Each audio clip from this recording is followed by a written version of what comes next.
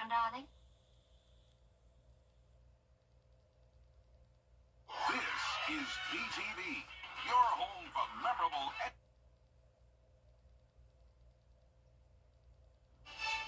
We have Viper 6 alert days going in effect Wednesday and Thursday as we track a significant amount of rain coming in with the potential of flash flooding. I'll have the latest on that coming up. Now at 10, election coverage from across the nation and right here in the CSRA. The latest as your news at 10 starts right now. Live from Television Park, this is WJBF News Channel 6, your local election headquarters. Good evening, everyone. I'm Dee Griffin. Thanks so much for joining us for your news at 10. Coverage you can count on. Millions of Americans. All right, thanks so much, Archit.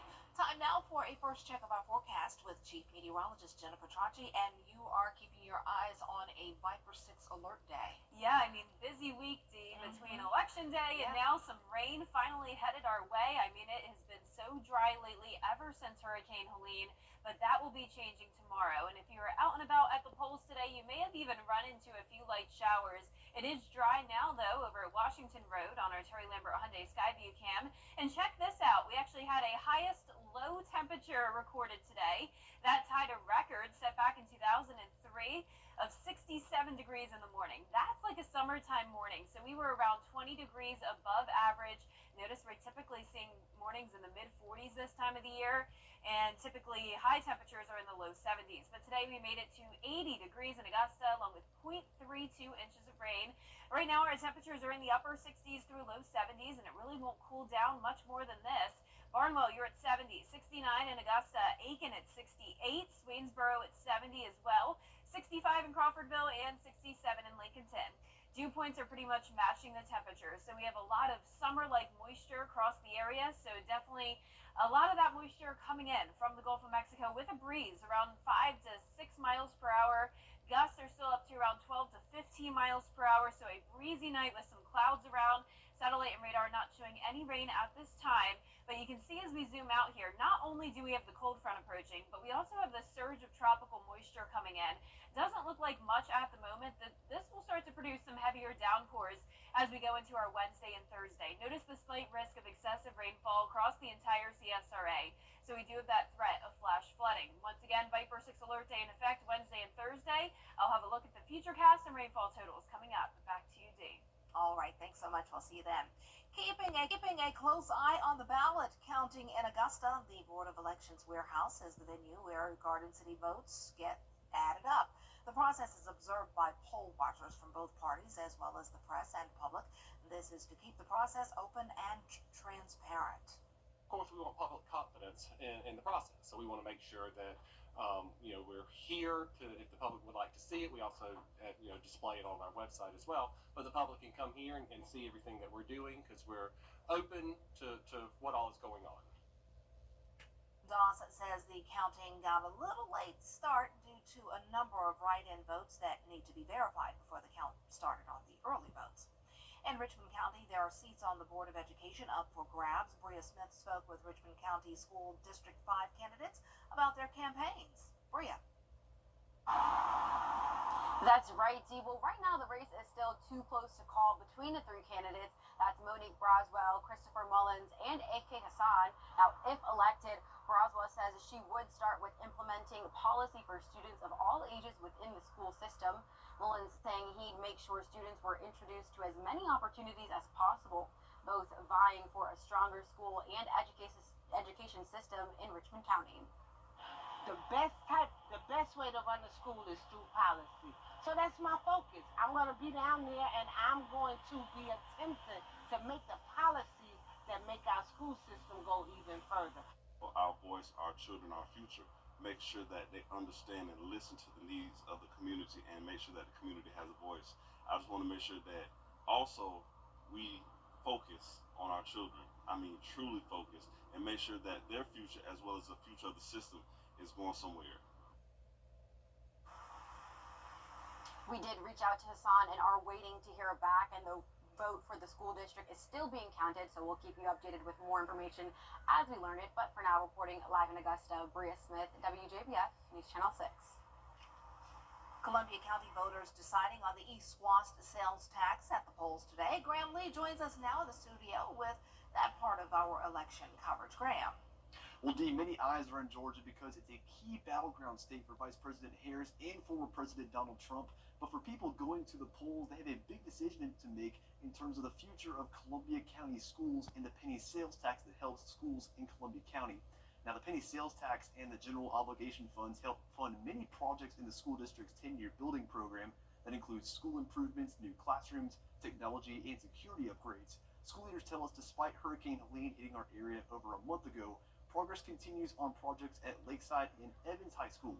The school district all held the last of 5 public meetings on the sales tax last Wednesday, and they say it was a great opportunity to inform stakeholders about the work school leaders are planning to do.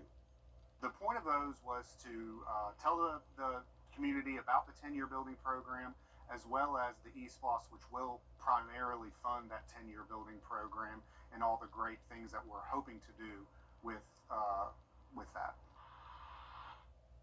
Now, the sales tax has been in place in Columbia County for more than 25 years, and if approved, it would be extended until 2036. Pete? All right, thanks so much, Graham.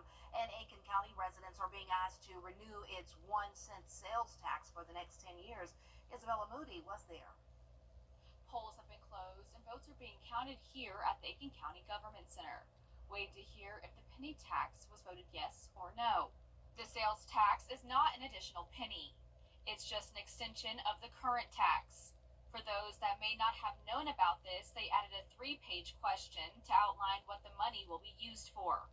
Some voters wish they would have known more beforehand, while others were happy to vote yes for the tax. If it's for the schools, I'm all for it, in which I voted for it, so I think it's a good thing. After you read the 3 or 4 pages or whatever, it'll explain everything about the taxes, what they're using it for, and it's a good thing they're using it for that. We will keep you updated when we learn more about the results. In Aiken, Isabella Moody, WJBF News Channel 6. Polls in Aiken County are now closed, and soon there will be a new. Well, we'll have high rain chances for the first time in a while for our Wednesday and Thursday. We're also watching for the potential of some flash flooding. Viper 6 alert days are in effect. I'll have your full forecast when we return. Every day, ordinary people in the CSRA do extraordinary things to serve our community. Each month, News Channel 6 recognizes these outstanding volunteers with the Giving Your Best Award. Do you know an everyday hero who goes the extra mile to help others? Nominate them for the Giving Your Best Award by visiting WJBF.com and filling out the entry form. Sponsored by Science Co., Piedmont Augusta, Security Federal Bank, and News Channel 6.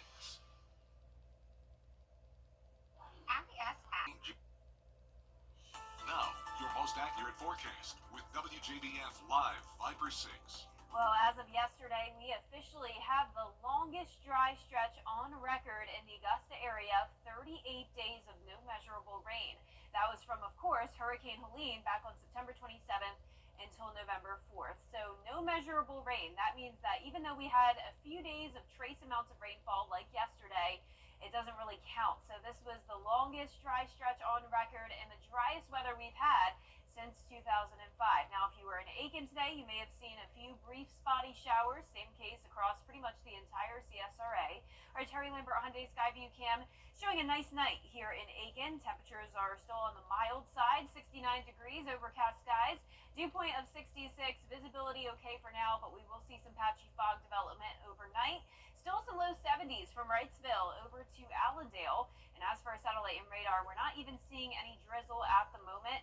Notice, though, we have this swath of rain down in the Gulf of Mexico off the coast of Florida. All of this will continue to move into Georgia and South Carolina, combined with this cold front pushing in.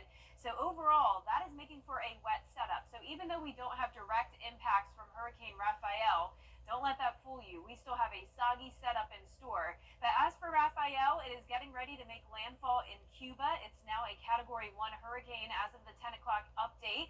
Winds are at 80 miles per hour. And you can see the track takes it through Cuba, maintaining Category 2 status as it goes into Thursday morning, but then weakens, eventually down to a tropical storm, which is good news for the United States Gulf Coast, anywhere from around Alabama to Texas. That's where the landfall could be for the system. But notice the wind speeds will be going all the way down to 40 miles per hour. Now for us, we do have that threat of flash flooding for Wednesday and Thursday. Slight risk of excessive rainfall across the board. So how much rain are we talking? Well, it really depends on a few different factors. Some of these models are indicating the rain training. That means it just goes over the same area over and over again. Overall, I'm going with 2 to 4 inches of rain widespread, and then these isolated pockets here of around 5 to 8 inches and lower amounts north of I-20.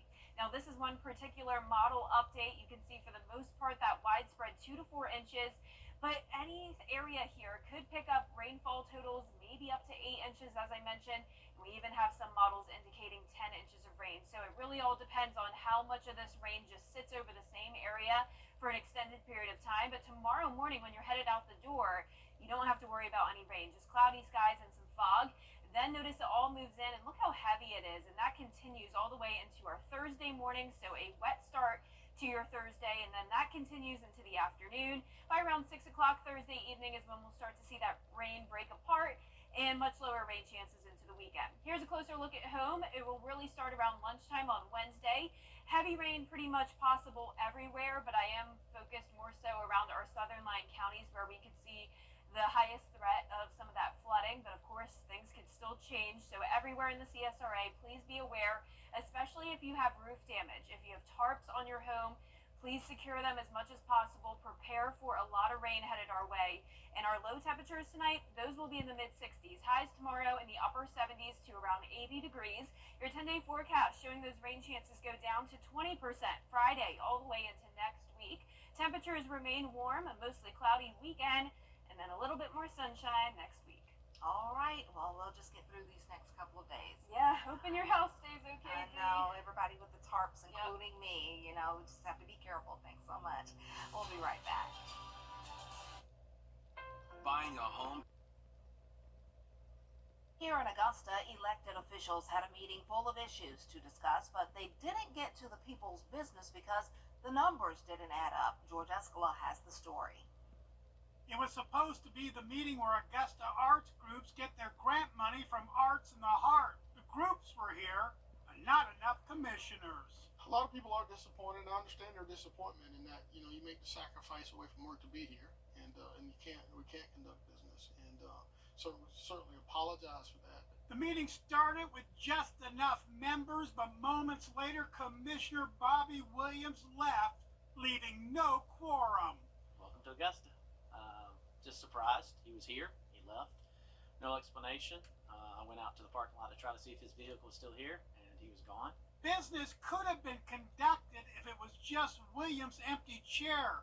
But Commissioners Mason, Johnson, Pulliam, and Mayor Pro Tem Garrett were also absent. We wasted people's money. We wasted people's time, and our job is to take care of the people's business. It's a shame. It's embarrassing. There's no excuse in it. I'm very disappointed with my colleagues. It's one of those things I wish we could have, because it's just going to pile up city business for next week. Commissioner Williams was unable to be reached for comment. Commissioners will try again to finish this day's business next week. In Augusta, George Escala, WJBF, News Channel 6. Coming up, high school football taking place on election night. The Harlem Bulldogs seeking their 8th win of the season, hosting ARC. Highlights coming up in sports. Motorcycle crashes almost always result in serious injuries because there's nothing between the biker and another car, truck, or the pavement. The injuries can be debilitating and permanent. Cost and recovery time, overwhelming.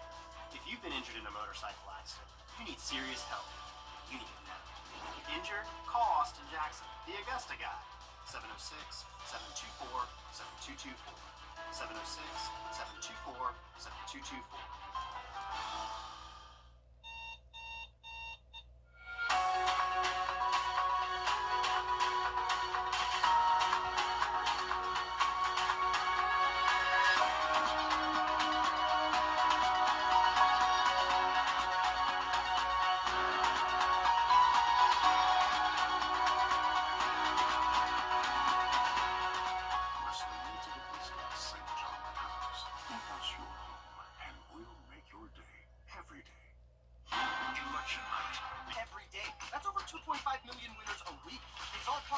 over $3.9 billion in prizes won last year.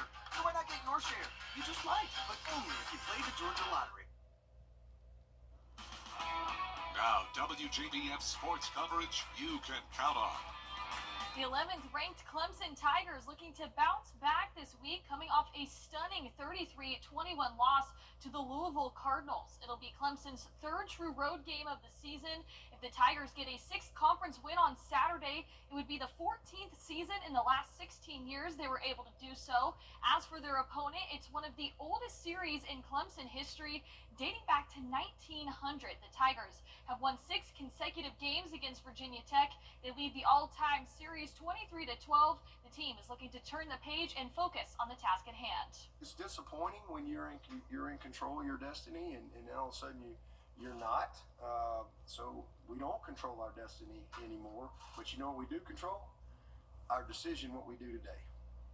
We still control our effort, our accountability, our attitude, our work ethic. We control how we respond. Kickoff is at 3:30 p.m. on ESPN. And over to high school football, the Harlem Bulldogs seeking their 8th win on the season, hosting ARC. In the first quarter, Mercer Barton with the play action. He swings it out to Jaden Futrell. He makes a defender miss, and then he finally gets pushed out of bounds, which sets up this red zone play. Handoff goes to Malik Tyler, who waltzes into the end zone untouched to make it 7-0. ARC trying to respond, and it's Carson Hand finds Corey Bryant Jr. for the 9-yard gain, but the drive stalls, so they're forced to punt. But the Musketeers, they bobble the snap, so Harlem, they take over with even better field position. The Bulldogs go to the ground again, and Keaton Tillery barrels his way into the end zone for their second touchdown on the night. And another high school final football score, the Aquinas Fighting Irish got the come-from-behind win against Howard. Aquinas was down 39-30 with 4 minutes and 42 seconds left in the second quarter. They scored 13 unanswered points to get the 43-39 victory. They improved to 5-4 on the season. And after several weeks of practicing, the Augusta women's basketball team opens their season in Tigerville, South Carolina. They'll take on North Greenville on Friday and Barton College on Saturday. The Jaguars bring back senior leadership from last season, including Autumn Phillips. She was named to the preseason all-conference team, who led Augusta in scoring last year. They finished 22-9 overall just a season ago, and they're picked to finish second in the Peach Belt Conference preseason. They're looking to make yet another postseason run. I'm definitely challenging them more this year. They know what it takes to get to that level of going to the NCAA tournament and being able to experience that winning type season. And I think I've been really challenging them to, continue to bring that energy and being intentional in practice. And because we've been practicing a lot lately.